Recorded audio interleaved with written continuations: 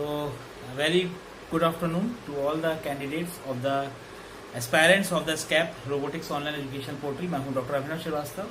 आज का जो प्रॉब्लम है वो प्रॉब्लम मेल पे ही मिला है। ऑब्वियसली जो मेल पे ही आप लोगों का प्यार भर भर के आप लोग भेजते हैं, तो हम लोग कोशिश करते हैं कि उस चीज़ को सॉर्ट आउट कर पाएँ और मैक्सिमम मॉब को कवर कर पाएँ, उनके डाउट्स को क्लियर कर पाएँ। हमारे और भी जो सबऑर्डिनेट फैकल्टीज़ हैं और हमारा जो स्टाफ है वो जो है वो काम करता रहता है। और ऐसे क्वेश्चंस जो कि क्वेश्चंस एक फ्लड के फॉर्म में आते हैं, 100, 100, 150, कभी कभी तो 1 वीक में 200 क्वेश्चंस से इकट्ठा हो जाते हैं। तो कंसर्न जिस मेल से आया होता है उन मेल्स पर जो है उनका सॉल्यूशन जो है वो हमारे जो पूरा महकमा है, कह सकते हैं पूरा हमारा स्कैप रोबोटिक्स फैमिली है, वो आपके पूरे उन प्रॉब्लम्स को सॉल्व करके उनके आंसर शीट्स विद एलेबोरेशन भेजता है। कुछ क्वेश्चंस जब मेरे नज़र में आते हैं जो मुझे लगता है कि ये क्वेश्चंस आपके साथ डिस्कस करना चाहिए, और मुझे लगता है कि ये क्वेश्चंस डिमांड होगी मैक्सिमम लोगों की, कि इससे शायद कहीं ना कहीं कुछ लोगों का इसमें चाहे 1/4 ऑफ द क्वेश्चन निकल जाए, चाहे हाफ क्वेश्चन निकल जाए, चाहे बिल्कुल सेम क्वेश्चन ही क्यों ना हो, तो वो क्वेश्चन उसमें टेकअप हो जाता है। तो ऐसे क्वेश्चंस को कवर करते हैं। तो उसी क्रम में क्वेश्चन मुझे मिला जब मैं मेल रिव्यू कर रहा था। तो ये क्वेश्चन बेसिकली ऑप्टिक्स से रिलेटेड है, और हम प्योरली नहीं कह सकते कि ऑप्टिक्स से 100% है, क्योंकि ऑप्टिक्स में लेंस के फॉर्मूलाज और लेंस की हैंडलिंग होती है। यहाँ पर लाइट सोर्स की हैंडलिंग पर है, इल्यूमिनेशन, ल्यूमिनस फ्लक्स, ल्यूमन, ठीक है, और कैंडल फैक्टर, इस तरह की चीज़ें इसमें इन्वॉल्व हुई हैं। तो मैंने इसको सॉल्व किया है अभी तो रिसेंटली, तो उस क्वेश्चन को तो मैंने सोचा कि आपके साथ डिस्कस कर लेता हूँ। तो ये माइट बी पॉसिबल कि किसी न किसी के हेल्पफुल, किसी के नीड पे काम आए। हो सकता है किसी कॉन्सेप्ट बिल्डिंग में कहीं कोई बच्चा अटक रहा हो, तो इसके सॉल्यूशन को देखकर शायद वो कन्विंस हो जाए और उसका प्रॉब्लम सॉल्व आउट हो जाए। ठीक है, तो एज अ होल प्रॉब्लम मैं देखता हूँ और स्टेप बाय स्टेप बताऊंगा कि कौन सी चीज़ कहाँ पे रिलेटेड है। ठीक, देखिए, आई एम श्योर कि बहुत से बच्चों को बेसिक कॉन्सेप्ट्स पता भी होंगे। मैंने सिर्फ उतने ही कॉन्सेप्ट्स को यहाँ पे लिया है जो इस क्वेश्चन में काम आए या उस क्वेश्चन में उसकी नेसेसिटी थी। तो ऐसे ही केवल उन्हीं टॉपिक्स को मैंने यहाँ पर कवर किया है। बाकी इसके अलावा भी बहुत से टॉपिक्स इस फील्ड में हैं। क्वेश्चन में बेसिकली अगर हम बात करें, चूँकि सॉल्व करने के ड्यूरेशन में मैंने देखा कि 2-3 चीज़ें आई। पहला सबसे इम्पोर्टेंट थिंग जो आई, दैट इज़ द, हम कह सकते हैं CP, that is we can say candle factor कह सकते हैं, या इसको हमने यहाँ पर कैंडल पावर से डिनोट किया है। कैंडल पावर या कैंडल फैक्टर बात एक ही है, ठीक है, कैंडला से हम कहते हैं।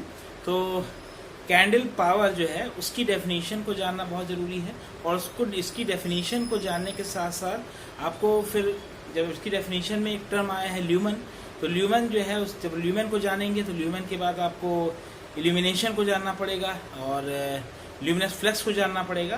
तो ये 4 कॉन्सेप्ट की डेफिनेशन डिफाइन करने के बाद हम इस क्वेश्चन को आराम से कर सकते हैं। पहले क्वेश्चन को देखते हैं। क्वेश्चन क्या पूछ रहा है? Find the illumination at any point on the plane surface due to a light source. Find the illumination at any point on the plane surface due to a light source suspended at a height h from the plane surface. ये light source जो है, this is a light source, suppose ये light source है, या suppose ये point source मान के चलिए। तो ये लाइट सोर्स किसी प्लेन को रोशनी दे रहा है, और वो प्लेन जो है वो ये लाइट सोर्स उस प्लेन से h हाइट पर उनके ऊपर लटका हुआ है। ठीक है, तो क्वेश्चन देखने में सिंपल लग रहा है। हमें क्या करना है, एक फॉर्मूला डिराइव करना है जिसमें कि हमें इल्यूमिनेशन फाइंड करना है किसी पॉइंट पर, eight any point on the plane surface due to a light source suspended at a height h from the plane surface। तो हमने फॉर एग्जाम्पल कंसीडर किया ये लाइट सोर्स S, ठीक है, ये कोई प्लेन सरफेस AB ले ली मैंने, ठीक है, यहाँ पे लिखा भी मैंने शायद है कहीं कि AB जो है, AB क्या है आपकी, कोई प्लेन सरफेस है, और उसमें मैंने पॉइंट P को कंसीडर किया। एक point P, what is point P? Point P is the point of interest, जिस पर कि हमें अपने इल्यूमिनेशन को फाइंड आउट करना है। क्वेश्चन क्या कह रहा है कि लाइट सोर्स किसी हाइट h पर है और उस लाइट सोर्स से एक प्लेन सरफेस उसके नीचे दी हुई है एबी नाम से, और उस प्लेन सरफेस के किसी पॉइंट पर उस इल्यूमिनेशन का फॉर्मूला ड्राइव करना है, और ये सोर्स किसी हाइट h पे रखा हुआ है, ठीक है, उस एबी प्लेन सरफेस से। तो क्वेश्चन मात्र इतना सा है। अब इस इल्यूमिनेशन को फाइंड आउट करने के लिए हम पहले उल्टा रिवर्स इंजीनियरिंग करते हैं। हमें करना क्या, इल्यूमिनेशन फाइंड करना है। तो इल्यूमिनेशन का फॉर्मूला हमने यहाँ पे लिख दिया। इल्यूमिनेशन का अगर हम बेसिक चीज देखें, व्हाट इज इल्यूमिनेशन, तो इल्यूमिनेशन के बारे में लिखा हुआ है luminous flux received by a surface per unit area. Luminous flux received by a surface per unit area. अब इसमें ल्यूमिनस फ्लक्स का जिक्र आया, तो ल्यूमिनस फ्लक्स क्या होता है, यहाँ में लिखा हुआ है that is the luminous flux. Luminous flux is the total quantity of light energy. इसको थोड़ा सा मैं कैमरे को ऊपर करता हूं, दिखेगा। Total quantity of light energy emitted per second from the source. Source से इमिट होने वाली लाइट एनर्जी जो कि पर सेकेंड इमिट हो रही है, वो ल्यूमिनस फ्लक्स कहलाता है, और इसी ल्यूमिनस फ्लक्स की यूनिट होती है ल्यूमन। इसीलिए मैंने यहाँ पे एक एरो बनाया है जो इसको ल्यूमन से कनेक्ट करता है, ठीक है। तो what is the luminous flux, की total amount of light and total quantity of light energy emitted from a source per second from the light source, ठीक है। लाइट सोर्स से इमिट होने वाली आपकी लाइट एनर्जी, या कह सकते हैं क्वांटिटी ऑफ लाइट एनर्जी जो कि पर सेकेंड इमिट की जा रही है सोर्स के द्वारा। तो अभी हम रिसीवर एंड पे नहीं बात कर रहे, सिर्फ सोर्स एंड पे बात कर रहे हैं। तो that is the luminous flux. इसकी यूनिट होती है ल्यूमन, और यही ल्यूमन यूज होगा इल्यूमिनेशन की कैलकुलेशन। इल्यूमिनेशन क्या कहता है कि luminous flux received by unit area, ये पर यूनिट एरिया जो ल्यूमिनस फ्लक्स रिसीव होता है उस किसी सरफेस किसी एरिया में, लेकिन पर यूनिट एरिया, एक यूनिट एरिया पे जितना ल्यूमिनस फ्लक्स रिसीव हुआ वो इल्यूमिनेशन की कैटेगरी में आता है। और ये ल्यूमिनस फ्लक्स क्या होता है कि quantity of light energy emitted by a source per second, ठीक है। तो फॉर्मूले पे आते हैं, E equals to lumens by area. Lumen को हम क्या कहते हैं, ल्यूमन क्या है, that is the unit of luminous flux, और इसको हमने सिग्निफाई किया है एफ से। F simple formula, F by area बन गया, ठीक है, जिस एरिया पे पड़ रही है। सेकेंड थिंग, अब चूंकि इसमें ल्यूमन आया है तो कहीं ना कहीं हमें ल्यूमन की क्वांटिटी पता करनी पड़ेगी, तभी इसको सॉल्व करेंगे। तो अभी हमने क्या किया, बिना कैंडेला पावर के आपका ये सॉल्यूशंस का बन ही नहीं सकता। तो जनरली केस में अगर ये दिया होगा तो यहाँ पे हिंट में दिया जरूर होगा, where Cp is the candela power, या उसकी वैल्यू दी होगी x, y, z, कोई ना कोई वैल्यू दी होगी, मतलब इसका जो रिलेशन निकलेगा वो कैंडेला पावर के टर्म्स में निकलेगा। तो बात करते हैं, हमने अपने फिगर की तरफ वापस लौट के आते हैं। फिगर क्या कहता है, ये सोर्स है, इस सोर्स से हमने एक आर्बिट्रेरी पॉइंट P मान लिया, that is arbitrary point P, जिस पर कि हमें मेजर करना है कि हमारा इल्यूमिनेशन इस पॉइंट पर कितना बनेगा, ठीक है। तो इस पॉइंट P को लिया, एंगल मैंने मान लिया थीटा, इसलिए लेट लिखा है कि ये सपोज लाइट सोर्स से इस पॉइंट है वो कितने एंगल पर है, ये लाइट रे कितना एंगल डेविएट कर रही है, थीटा एंगल डेविएट कर रही है, और थीटा एंगल पर ये पॉइंट P पर वो इल्यूमिनेशन कर पा रही है वो लाइट, ठीक है। तो ये थीटा एंगल में इमेजिन किया। दूसरी बात इमेजिन की, हमें ये h डिस्टेंस दी हुई थी कि पॉइंट सोर्स से उसके नीचे तक, या उसकी हाइट कितनी है, h हाइट है, ये गिवन है हमारी, दिस क्वांटिटी इज गिवन। तो हमने यहाँ पे मान लिया कि सपोज इस लाइट सोर्स से इस पॉइंट P पर डिस्टेंस कितना है, ये भी मैंने लेट माना है, ये भी मैंने लेट करके माना है कि सपोज पॉइंट सोर्स की डिस्टेंस उस लाइट सोर्स से d है, ठीक है। h जो दिया है, h is the what is h, h is basically given the height.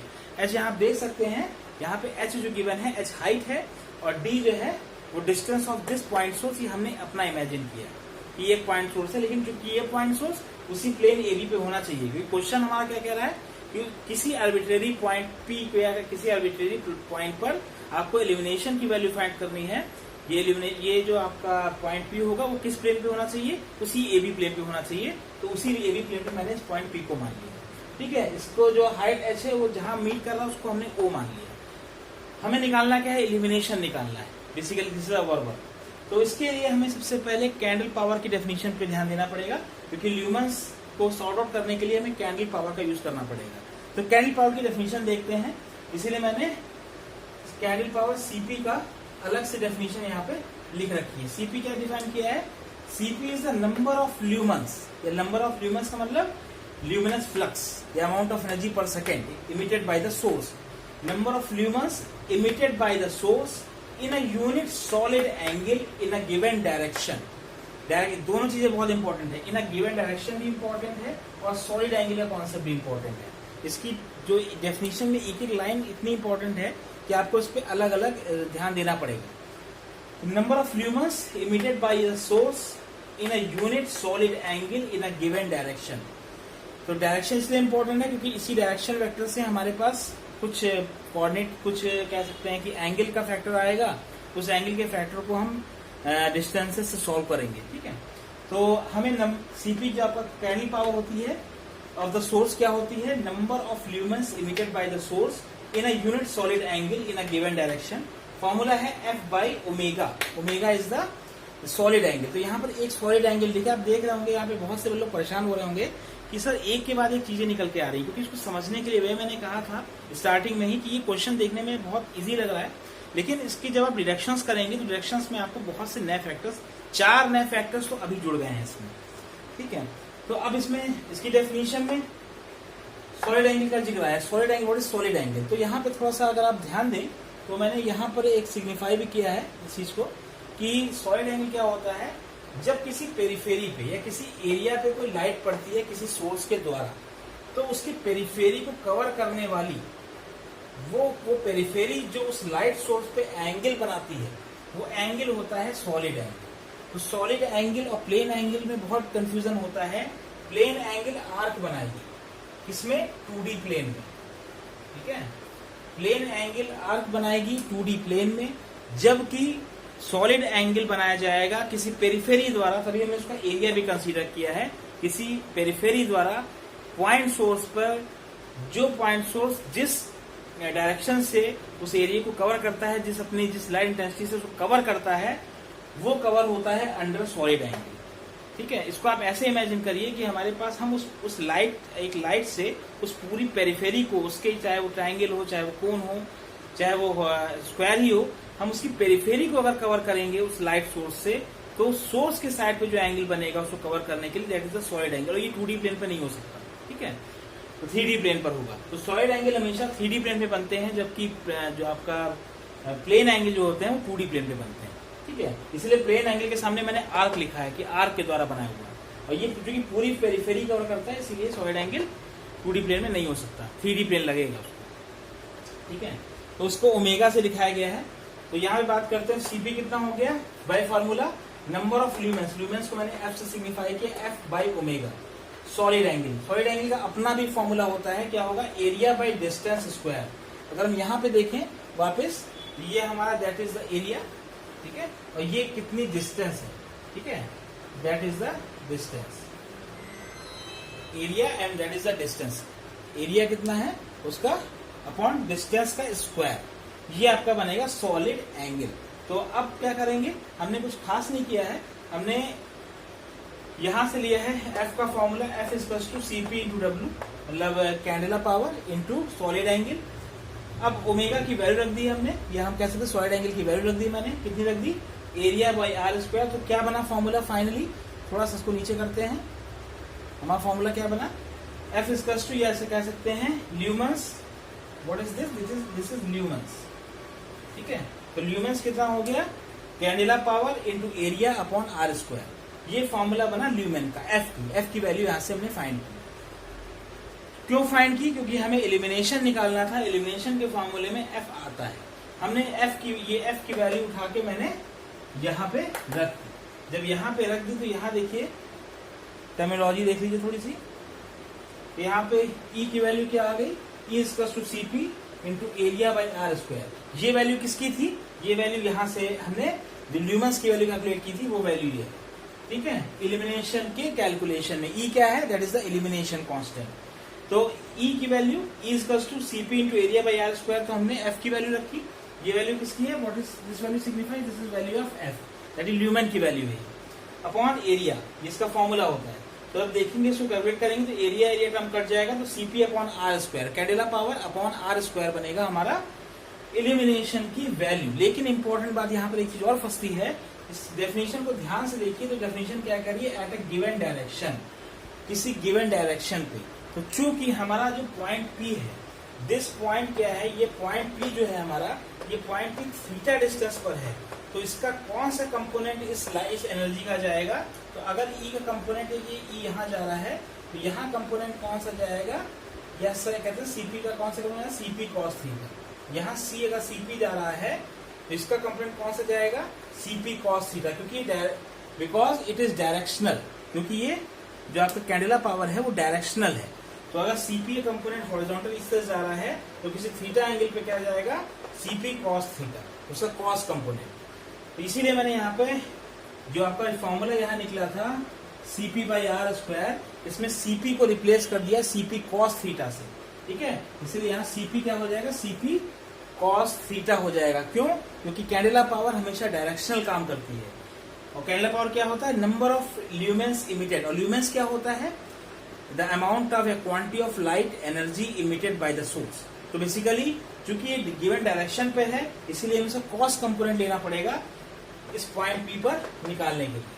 इसीलिए ई इक्वल्स टू हमने लिया है CP cos theta by are square. Original formula क्या था? E equals to CP by are square. This is हमने जो deduce किया था फॉर्मूला, वो E equals to CP by are square deduce किया था। लेकिन चूंकि कंपोनेंट जो सीपी का कंपोनेंट या हम कैंडेला पावर का कंपोनेंट जो पी की तरफ जाएगा, वो हम थीटा एंगल इमेजिन किया, रोटेट करने के बाद जाएगा, तो वो बन जाएगा सीपी कॉस थीटा। नीचे सीपी है, इधर है सीपी कॉस थीटा। तो कोई दिक्कत नहीं है, हमने सीपी की जगह सीपी कॉस थीटा रख दिया अपॉन आर। क्या था? What is our r? R is the distance था। तो डिस्टेंस हमारी क्या है? डिस्टेंस एच नहीं है हमारी, डिस्टेंस क्या है? डिस्टेंस है डी। और डी की वैल्यू कैसे निकाल सकते हैं? डी की वैल्यू निकालने के लिए हमने यहाँ पर कॉस थीटा की थोड़ा सा हमने इसको मॉडिफाई या इस पे हमने ट्रिग्नोमेट्रिक प्रॉपर्टी लगा दी है। कॉस थीटा अगर इस ट्राइंगल को देखें हम, तो कॉस थीटा क्या हो जाएगा? बेस बाई हाइपोटेन्यूज, ठीक है। तो बेस क्या है? एच है, हाइपोटेन्यूज क्या है? डी है। तो एच बाई डी, तो डी हो गया D equals to H by cos theta. तो D equals to H by cos theta. D की वैल्यू फाइंड हो गई, क्योंकि हमें वैल्यू इस डिस्टेंस की नहीं पता थी। ये वही डिस्टेंस है जो सोर्स से डिस्टेंस काउंट होता है। अगर आप देखेंगे यहाँ पर, तो सोर्स से डिस्टेंस हमने यहाँ पर जो डी निकाला है वो आर है, वो सोर्स से डिस्टेंस है। वही है क्वांटिटी डी है, क्योंकि सोर्स से इस पॉइंट का डिस्टेंस, ठीक है। तो यहाँ पर क्या हुआ? हमने डी की वैल्यू रख दी एच बाई कॉस थीटा, इसको देख लेते हैं, ठीक है। डी की वैल्यू दी एच बाई कॉस थीटा का स्क्वायर, वैल्यू निकल के आई।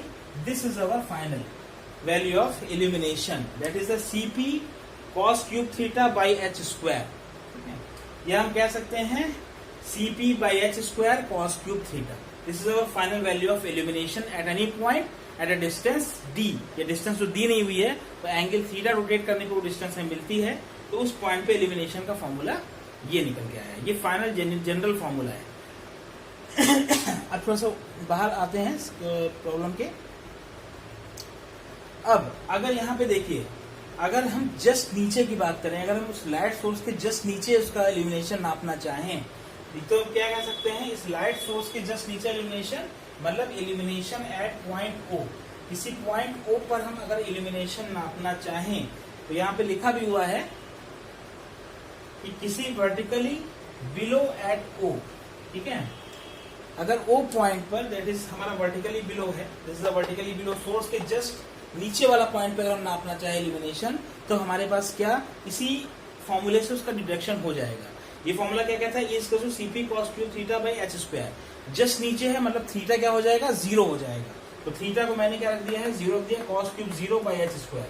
कॉस जीरो की वैल्यू 1 होती है, तो क्या सीपी अपॉन एच स्क्वायर, इसकी वैल्यू निकल आई illumination at a point just below the source. या इसको अगर हम थोड़ा सा इसको मैथमेटिकली कहें, तो क्या कह सकते हैं कि जो illumination at any point from the source at an angle theta made vertically can be measured as candle power upon H square into cube times of the cosine of the angle.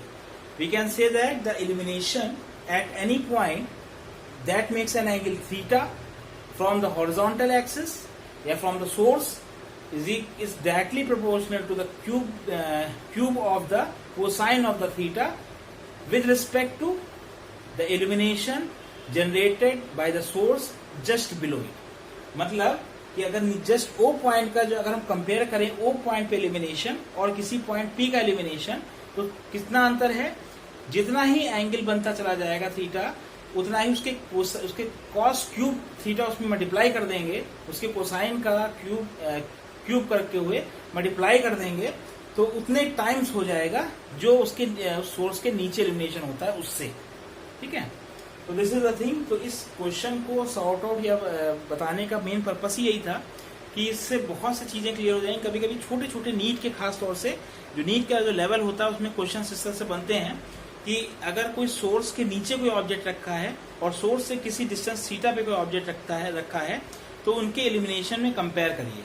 तो obvious सी बात है, source के नीचे जो object रखा हुआ है उसका इल्यूमिनेशन क्या होगा, CP/h², और जो थीटा एंगल पे रखा हुआ है वो CP/h² into cos cube theta. ठीक है, या CP into cos cube theta upon h²।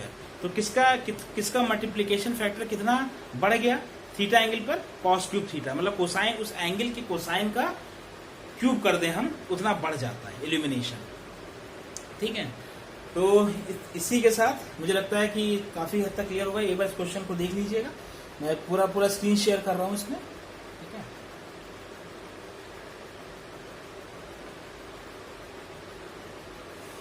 तो इसी के साथ इस वीडियो को मैं खत्म करता हूं। मुझे लगता है कि आप लोगों को जो जानकारी मुझे देनी थी मैं तरीके से, एफिशिएंट तरीके से अपने दे पाया हूँ। कोई भी डाउट हो, किसी भी तरीके का डाउट हो, आपको लगता हो कि मुझे समझ में नहीं आया या कुछ मुझे डाउट है, तो आप मुझे मेल पे जैसे आप लोग करते हैं रिवर्ट, तो मुझे कर सकते हैं।